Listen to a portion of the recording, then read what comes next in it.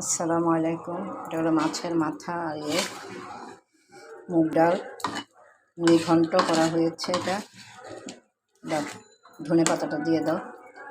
আজকে হলো শুক্রবার, সবাই বেশি বেশি করে দুরূদ শরীফ পড়বেন।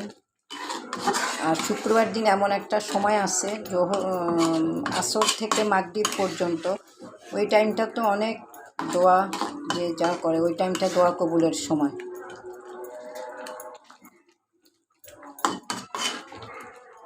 আল্লাহ আমাদেরকে সব কিছুই দিয়ে দিয়েছে।